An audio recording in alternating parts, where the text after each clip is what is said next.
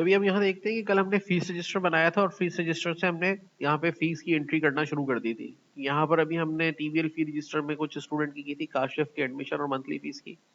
तो कुछ और एंट्रीज कर देते हैं। यहाँ से न्यू करा हमने, यहाँ पे क्लिक करके नासिर का पहले हमने यहाँ पे एडमिशन किया और यहाँ पर एडमिशन के लिए, अच्छा अब एडमिशन पे फी मंथ अगर नहीं बताना चाह रहे तो उसको खाली छोड़ने के अलावा हमारे पास एक और चॉइस भी है। हम यहाँ पे जाएंगे एड न्यू फी टाइप टाइप, हाँ टाइप पे, और यहाँ पे जाके जहाँ हमने एडमिशन मंथली ऐड कराया है यहाँ पर हम एक न्यू करेंगे और यहाँ पे जाके हम ऐड करा देते हैं N oblique A, not applicable. ठीक है, ये हमने जमा करा दिया इसके तो यहाँ पर न्यू फी रजिस्टर पे जब हम एडमिशन फीस की एंट्री कर रहे होंगे, जैसे काशिफ की थी, तो फी सॉरी फी टाइप में ऐड नहीं कराना था, गलत जगह ऐड करा दिया, फी मंथ में ऐड कराना था। ठीक है ना, तो कहाँ चला गया फी मंथ, तो यहाँ पे जाके न्यू कर दिया और यहाँ पे जाके पहली एंट्री ऐड करा देते हैं न्यू नॉट अप्लीकेबल की। तो जब हम ये फी रजिस्टर पे जाके न्यू फी की एंट्री कर रहे थे, तो जब एडमिशन में हमें खाली छोड़ना होता है तो यहाँ पे एन ए ले ले। ठीक है, ये सेव कर दे। और इसी तरीके से अब नई एंट्री करनी है, तो जिसकी भी एडमिशन कर रहे हैं आप, जैसे कि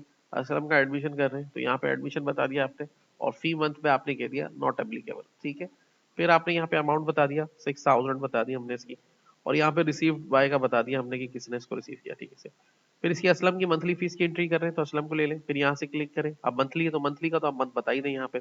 ठीक है, अब यहाँ पर उसने जनवरी की फीस पे करी है फॉर एग्जांपल, तो यहाँ पे आपने उसको बता दी कि जनवरी की इतनी फीस पे करी उसने, तो यहाँ पर फीस की एंट्री करके किसने रिसीव करी उसका नाम लेके सेव कर दिया। अब यहाँ पे अगर असलम ने या किसी ने भी इनरोलमेंट फीस पे की है तो इनरोलमेंट फीस पे भी यही मसला रहेगा कि इनरोलमेंट फीस पे करने के बाद फी मंथ बताना उसमें लाजमी नहीं है, तो यहाँ पे जाके आप उसको क्या बताएंगे, नॉट एप्लीकेबल। ठीक है, तो फी मंथ में अगर नहीं बताना है तो वहां पे एनए की एक एंट्री ऐड करा दें तो वो नॉट एप्लीकेबल की एंट्री रहेगी। तो जो भी उसकी इनरोलमेंट फीस थी जो उसने अपनी जमा कराई 3500 रुपए, और यहाँ पे जाके हमने उसको रिसीव किसने किया यहाँ पे, तो उसकी रसीद खुद ही बनती चली जाएगी सिस्टम के अंदर। अब इस तरह से डेटा की रिसिप्ट तो बनती जा रही है, लेकिन डेटा का आउटपुट कैसे लेंगे, आई मीन टू से रिपोर्ट्स। तो यहाँ से हम जाएंगे फी रजिस्टर में। फी रजिस्टर में जाने के बाद जैसे ही टीबीएल फी रजिस्टर पे क्लिक करेंगे, एक तो सिंपल सी रिपोर्ट बनानी है, यहाँ से रिपोर्ट विजार्ड पे क्लिक किया, सारी फील्ड्स को ऐड कर दिया, नेक्स्ट कर दिया, नेक्स्ट कर दिया नेक्स्ट कर दिया। अब इसमें कॉलमर बनानी है, एक के आगे एक एंट्री दिखाए, यानी कि सिंगल वाइज जो स्टूडेंट की बनती है, ये भी टेबुलर बनानी है। पहले हम टेबुलर बनाते हैं इसको और लैंडस्केप फॉर्म में, नेक्स्ट करते हैं यहाँ से, नेक्स्ट करके यहाँ पे हमने लिख दिया ऑल फी रिकॉर्ड्स के नाम से हमने बनाया, तो ये हमें टेबुलर फॉर्म में इस तरह से सबका डेटा बना के दे देगा। ठीक है, अब इसमें राइट बटन दबा के आप ले जाएंगे इसको डिजाइन व्यू के अंदर और इसको थोड़ा सा एडजस्ट रीएडजस्ट कर लेंगे। तो रीएडजस्ट करने के लिए पहले आप इसको ले जाए यहाँ से प्रिंट प्रीव्यू के अंदर, रिपोर्ट प्रीव्यू में जाने के बाद इसको यहाँ पे चले जाए आप, एक्सटर्नल डेटाबेस टूल्स आ गया, प्रिंट प्रीव्यू में चले जाए, यहाँ से इसको लैंडस्केप कर लें, यहाँ से पेपर का साइज सेट कर लें, कितना बड़ा पेपर है जिस पे आप प्रिंट करना चाह रहे हैं, मार्जिन को यहाँ पे सेट कर लें, नॉर्मल या फिर नैरो रखनी है, किस तरह की मार्जिन रखनी है, नैरो कर लें इसको। प्रिंट डेटा ओनली करेंगे तो ये सारा टैक्स वैक्स ग्राफिक्स वगैरह इस पे से हट जाएंगी, और अगर ये भी चाहिए तो ठीक है इसको भी यूज कर लें। फिर राइट बटन दबा के यहाँ से चले जाए डिजाइन व्यू में, तो डिजाइन व्यू में जाने के बाद यहाँ पर आपको ये सारे नजर आ रहे हैं। अभी इनको थोड़ा सा अरेंज कर लें, कैसे करेंगे, अगर मैं इन सबको इस तरह से सिलेक्ट करके और फिर करता हूँ अरेंजेस में जाके स्टैक, तो ये सारे स्टैक हो जाएंगे और इस तरह से आएंगे। फिर इसको मैं करता हूँ टेबुलर, तो ये ऐसे सीधे हो जाएंगे। स्टैक करने पे दोनों अलग अलग टेबल में हुए थे और बाद में सीधे हो गए। अब इनके दरमियान में गैप जो बढ़ गया है वो यहाँ डिटेल से मैं इसको कम कर सकता हूँ, ये मेरे इख्तियार में, यहाँ से कम कर लिया। अब इसका रिपोर्ट प्रीव्यू देखेंगे तो पहले से बेहतर होगा, आई थिंक सो। देखिए रिसिप्ट नंबर के अंदर रिसिप्ट नंबर आ रहा है, फी डेट के अंदर फी डेट आ रही है, लेकिन एक और मसला आया होगा इसके अंदर, वो ये आया होगा प्रिंट प्रीव्यू जब हम देखेंगे तो ये भारी निकल गया बाकी हिस्सा इसका। अब इसको थोड़ा सा एडजस्ट करने के लिए रिपोर्ट में डिजाइन व्यू में जाएंगे दोबारा से। अब इसका एक फायदा ये होगा कि जितना काम आप इसको कर रहे हैं, मिसाल के तौर पे यहाँ से इसको पकड़ के रिसिप्ट नंबर में डेटा कम चाहिए तो यहाँ पे रख के इसको रिसिप्ट नंबर का जो डेटा है वो कम कर ले, ये कम हो गया तो ऊपर वाला भी ऑटोमेटिकली कम होता चला जाएगा। ये देखिए ये फायदा आपको हो जाएगा इसके अंदर। ठीक है, fee month fee type receive by सब अपनी जगह पे सही रहेगा। यहाँ से क्लिक करके रिपोर्ट प्रीव्यू में जाएंगे, तो क्लिक करेंगे यहाँ पे देखेंगे तो अब डेटा आपका ऑर्गेनाइज आ रहा है, लेकिन बीच का गैप अभी भी बहुत आ रहा है। तो गैप को कम करने के लिए ये फूटर सेक्शन का जो मामला है इसको उठा के बिल्कुल इसके साथ स्टिक कर देंगे और उसके बाद प्रिंट प्रीव्यू देखेंगे तो अब आप देखें सिर्फ ये वाला डेटा कट रहा है। अब इसमें फाइंड करेंगे भाई कौन सी चीज को कम कर सकते हैं, तो खाली अमाउंट को कम कर सकते हैं और डेट वाले सेक्शन को कम कर सकते हैं। डिजाइन व्यू में जाइए, यहाँ से क्लिक करके फ्री डेट पे क्लिक कीजिए और यहाँ पे इसका सेंटर पॉइंट में ला के रखें, देखिए ये आएगा रिसाइजिंग मोड। और इसको थोड़ा कम कर ले, अमाउंट वाले को थोड़ा सा कम कर ले।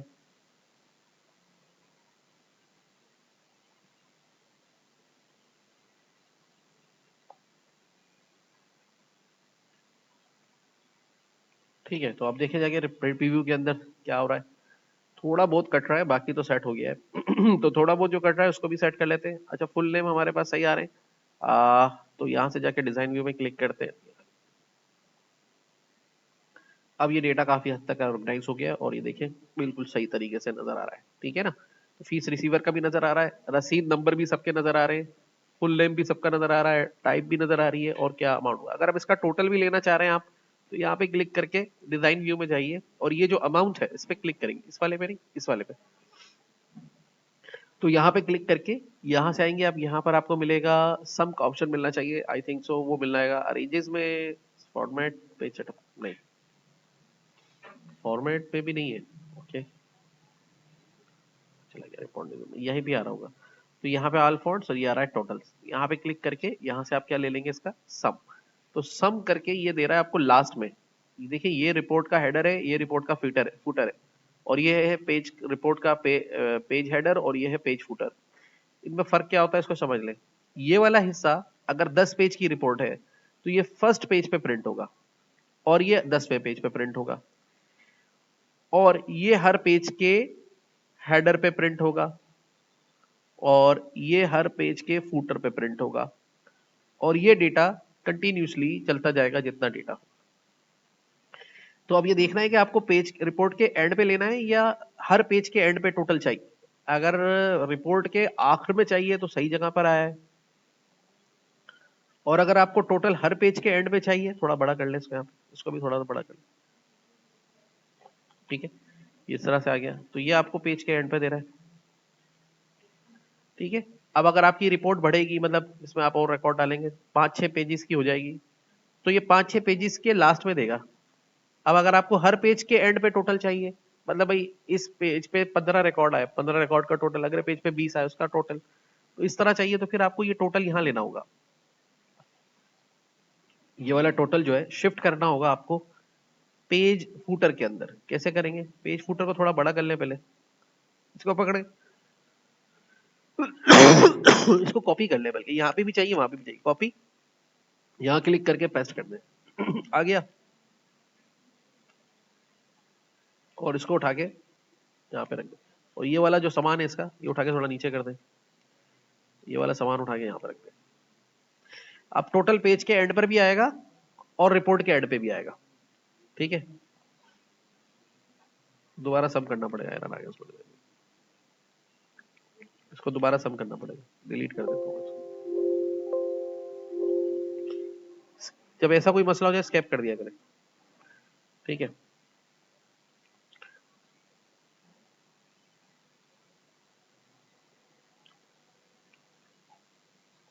चलो बढ़िया।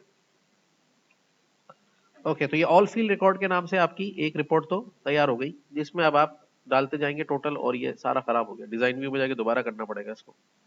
ठीक है, तो इसको भी डिलीट करते हैं, यहाँ से होम में जाएंगे, कट कर देते हैं।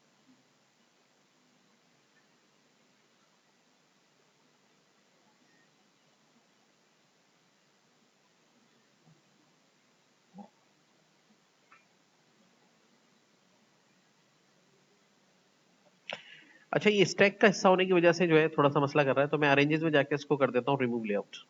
तो लेआउट खत्म हो गया, अभी इजीली मूव हो जाएगा।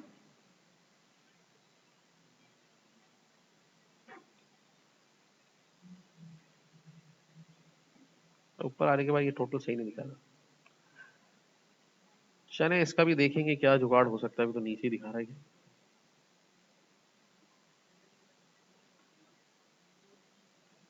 फिलहाल यहीं पे रखे, हो सकता है अभी कुछ अभी ना दिखा रहा हूँ, बाद में दिखा देगा, ये इस तरह से कुछ होती है चीजें।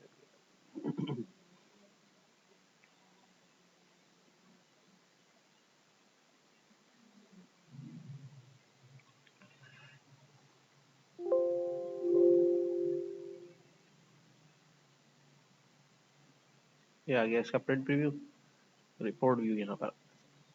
ठीक है, तो ये इस तरह से अब आप रिसिप्ट डालते जाएंगे और ये रिपोर्ट ऑटोमेटिकली जनरेट होती जाएगी। मतलब अभी हमने एक नया रिकॉर्ड डालते हैं इसके अंदर, न्यू फी रिसिप्ट, यहाँ से न्यू किया, अभी हमें नरेश ने फीस दे दी, अपनी एडमिशन दे दी।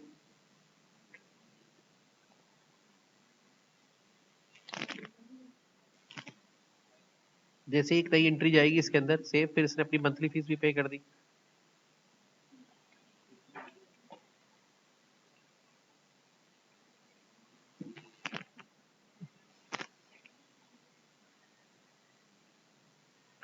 क्लोज कर देंगे। तो यहाँ पे जाके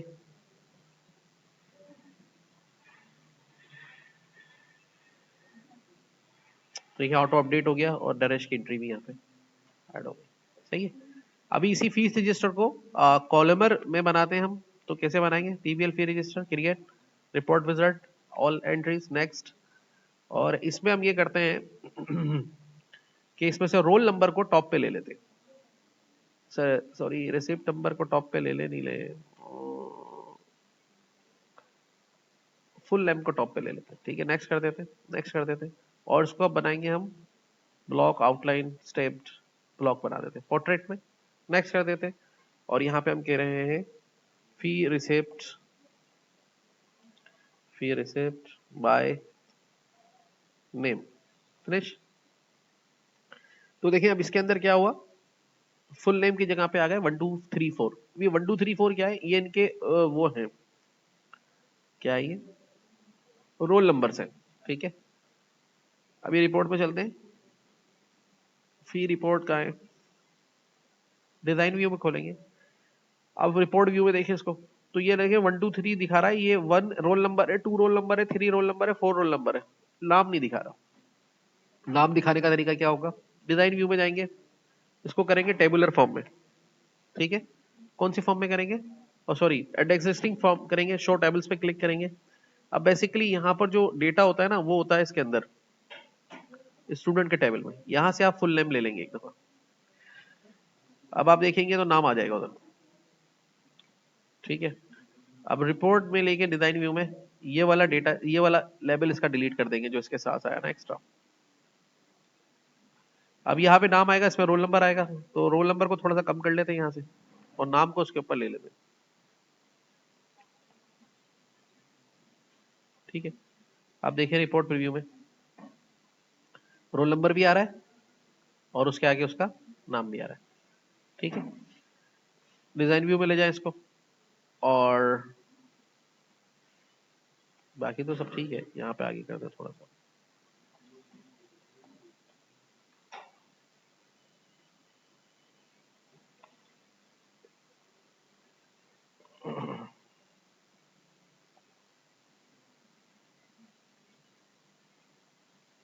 ये नाम को भी ऊपर ले गए हम,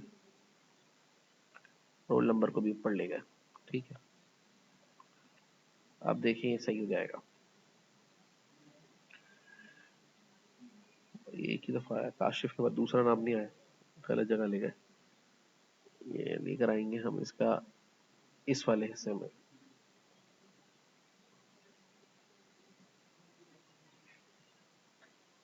अब देखते हैं इसको।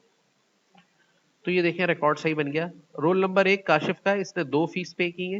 रोल नंबर 2 नासिर का, इसने 1 फीस पे की है। रोल नंबर 3 असलम का, इसने 3 फीस पे की है। 3 रसीद इसके नाम पे कटी हुई है। ये जो हैशेस बने हुए आ रहे हैं, ये डेट का कॉलम है, इसको थोड़ा सा सेट कर ले। रिसीप्ट नंबर को थोड़ा इधर कर ले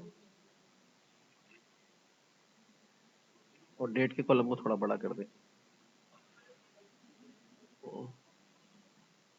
ठीक है, तो ये रसीद नंबर तो थोड़ा सा इसको अलग करें इससे, यहाँ पे क्लिक करके अरेंजेस में जाके लेफ्ट अलाइन कर दें इसको, रंग थोड़ा चेंज कर देता हूँ, फिर आपको समझ में आ जाएगा।